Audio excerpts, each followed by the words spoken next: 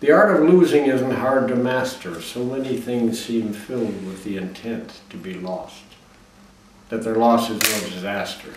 Lose something every day except the fluster of lost door keys. The hour badly spent. The art of losing isn't hard to master. Then practice losing farther, losing faster, places and names and where it was you meant to travel. None of these will bring disaster. I lost my mother's watch, and look, my last or next to last of 3 loved houses went. The art of losing isn't hard to master. I lost 2 cities, lovely ones, and vast are some realms I own, 2 rivers, a continent. I miss them, but it wasn't a disaster. Even losing you, the joking voice, a gesture I love, I shan't have lied.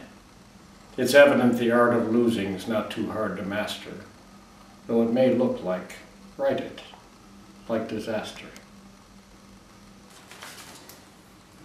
Well, this is a universal poem. I mean, everybody is lost. We all lose different things, but you know, in my own case, I've lived a long life, and so over that period of time, there are many losses.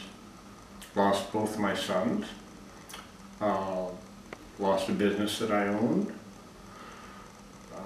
left my country and came to this country 25 years ago, so I relate to that, losing a continent, end of things. And yet, it's so interesting that she keeps saying that loss is no disaster, because that's absolutely true. It opens the door to other things.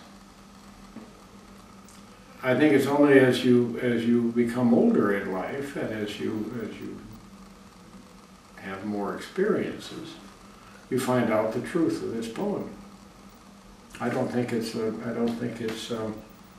rings true for many young people on a first reading. Acceptance.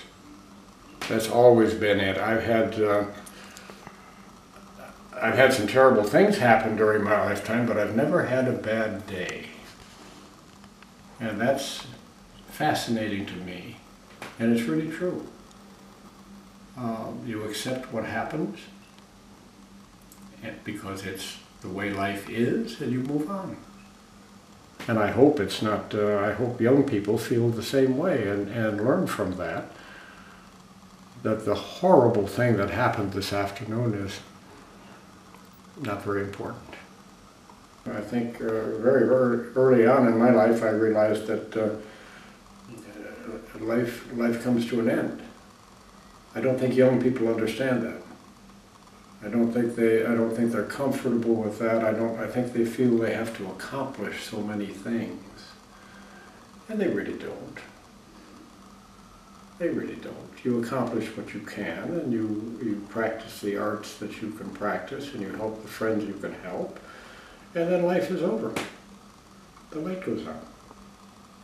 I guess I'm an odd bird in many ways. I mean, I'm the kind of person who, when he goes to a foreign country, doesn't go to the museums and the cathedrals and visit the castles.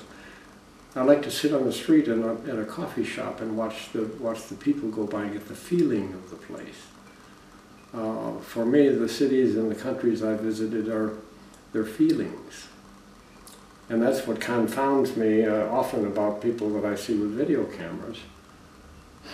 Put the damn thing down and absorb the feeling. Because if all you have when you get home is to sit down in front of a screen and watch where you were, and during that period you missed the feeling of the place, you've missed the whole purpose. When I first came here, I guess I probably spent 3 months writing about what the hell I was doing here, and why I had taken this leap of faith, because I needed to get all that settled out in my mind. It was a big move. I left my country, I left my then wife, I left all my friends. I came to a country where I didn't speak the language, knew nobody, with $10,000 in my hand that I'd from my automobile that I'd sold. And yeah, I needed to sort through that. I needed to get my legs under myself a bit before I launched off on doing some creative writing. So I did, and it worked. I've written 3 novels, and of course they are long stories, and they're about the characters, and the characters experience loss. And so I see loss from the character's point of view. And that's easy to do. That's easy to do because I've experienced a great deal of loss, and I can frame that in the mentality of the particular character I'm writing about, because they are not me.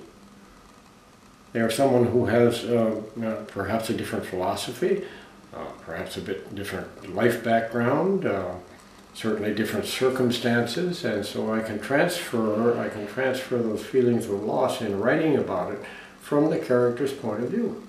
You have to put acceptance in the survival box. Acceptance of loss. And you have to grieve over that loss. Even if it's a lost set of keys, you grieve over the fact that you have to go to a key shop. Or if it's something really important like a relationship or a marriage or whatever, it takes a period of grief, and you can't hold that back. If you're going to get over it, you have to grieve. You have to forgive yourself and whoever or whatever the loss is made of. That's only 3 so far, isn't it? They're giving me 5 things to put in there. Pack of Camel cigarettes and a package of Kraft dinners in case I get hungry. But those are the things that I think are main. You have to accept, have to forgive, and have to grieve. And those will get you through.